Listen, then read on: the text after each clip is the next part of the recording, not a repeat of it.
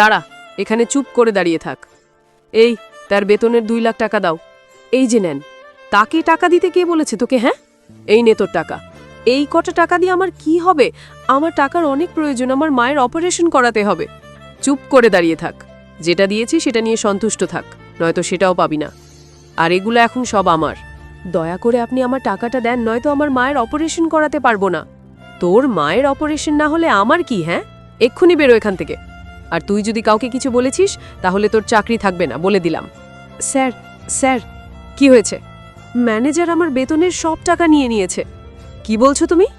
হ্যাঁ স্যার, আমি এত করে বললাম যে আমার মায়ের অপারেশন করাতে হবে, টাকাটা আমার খুব প্রয়োজন। তারপরও আমার কোনো কথা না শুনে আমাকে বের করে দিল সেখান থেকে।